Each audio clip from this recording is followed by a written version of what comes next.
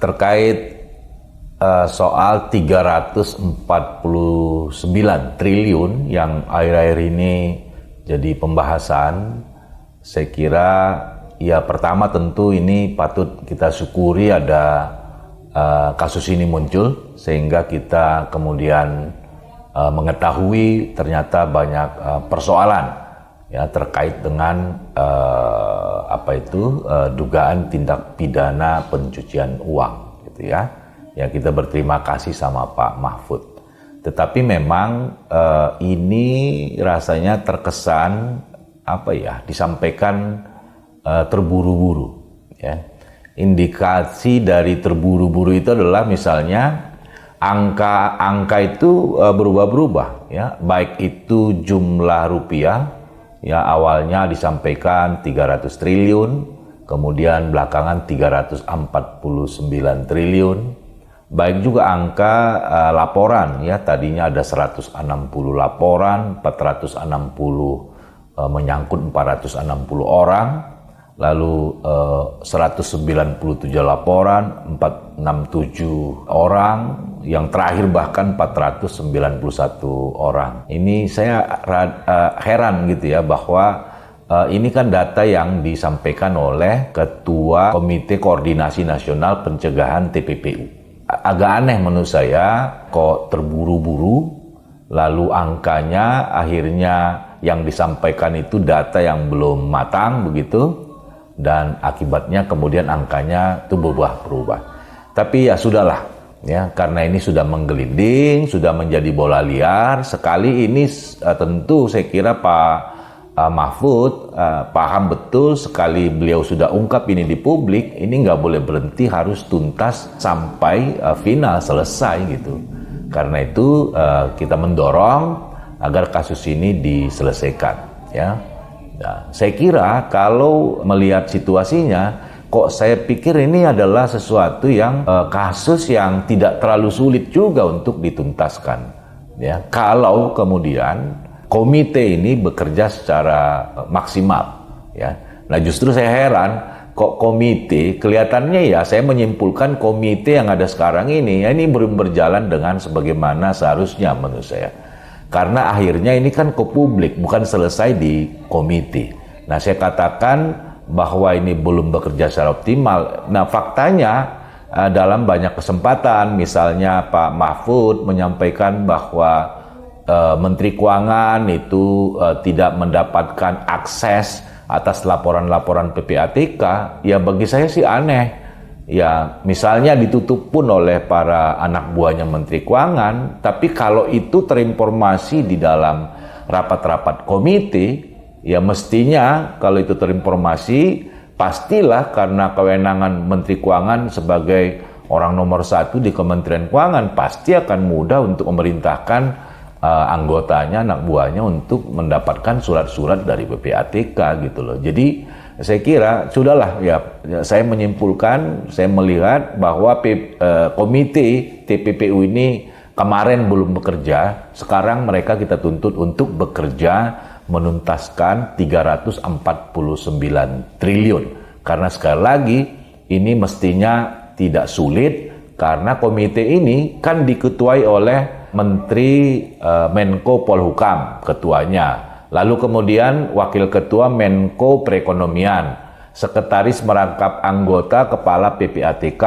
Anggota-anggotanya ada Gubernur BI, Menteri Keuangan, Kapolri, kan, Jaksa Agung, Kepala BIN, Kepala BNPT, Kepala BNN. Ya ini saya kira sudah sangat cukup. Ya ada aparat APH-nya di sana, penegak hukum di sana. Ya kalau itu memang indikasinya kuat, ya sudah, ya kan, ya salurkan aja untuk kemudian dilakukan penyidikan oleh APH yang di dalamnya menjadi anggota dari komite gitu loh. Komite ini sudah ada, tentu Perpresnya itu nomor 6 tahun 2012. Ini 2012 sudah ada nih, Perpres maksud saya, Perpres. Lalu kemudian sudah sekian lama kok seolah-olah ini baru gitu. Nah seolah-olah juga 349 triliun ini kan seolah-olah ada kasus baru gitu loh. Padahal ini adalah akumulasi dari temuan PPATK ya sejak 2009 sampai 2023. Makanya kita heran kok sekarang nih meledaknya gitu.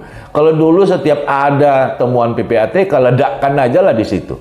Meskipun menurut saya mestinya pola kerja dari komite itu adalah secara silent operation. Yang penting kemudian bisa selesai, ya pada saat sudah selesai diungkap ke publik. Saya kira tentu dalam konteks keterbukaan informasi untuk publik, saya kira itu memang sebuah keharusan juga, gitu ya. Jadi saya kira kita harus kawal betul ini supaya tidak sekedar diungkapkan tapi tidak selesai, ya. Ini sesuatu yang kemudian mesti mendapat perhatian, dan saya pikir sekali lagi ini sesuatu yang tidak sulit untuk diselesaikan sepanjang kalau dulu saya kira komite ini belum bekerja sepenuhnya, ya kita tuntut mereka untuk bekerja sepenuhnya, bertanggung jawab untuk menyelesaikan 349 triliun. Meskipun ya kita jangan nanti kecewa, ya mudah-mudahan ini betul-betul mereka selesaikan. Angka-angka ini masih saya kira angka-angka yang, karena pernyataan dari PPATK ini adalah angka transaksi, ini angka debit kredit. Kalau debit kredit itu apalagi kemudian itu diakumulasikan seolah-olah besar, padahal mungkin ada beberapa di dalamnya yang dihitung 1, 2, mungkin 5 sampai 7 kali kalau ada rantaian transaksi yang kemudian dicatat. Nah, saya kira angkanya ya jangan kita kecewa kalau nanti itu ya tidak sebesar yang diungkapkan itu, karena itu yang diungkapkan adalah transaksi debit kredit.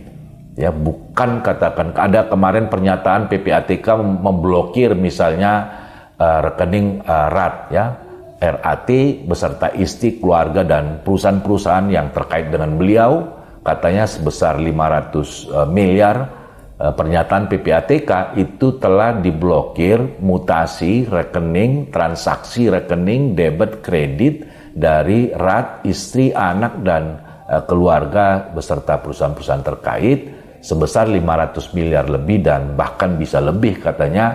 Bagi saya pernyataan itu nggak ada, transaksi itu nggak bisa diblokir dan nggak ada gunanya diblokir, karena transaksi sesuatu yang sudah terjadi, itu menjadi data historis gitu. Yang diblokir itu rekening, saldo pada saat blokir dilakukan. Saldo itu nggak boleh lagi berubah lagi, namanya diblok gitu. Kalau transaksi ya sudah lalu gitu. Jadi kita nggak tahu nih sebetulnya seberapa besar, katakanlah dari transaksi debit kredit yang katanya 500 miliar, rekeningnya saldonya berapa sih yang diblokir itu? Saya kira perlu juga diungkap ke publik supaya kita paham nanti, ya kan, komite ini kemudian bekerja secara optimal menyelesaikan kasus 349 triliun, tetapi nanti faktanya saya kira angka itu mungkin tidak sebesar itu.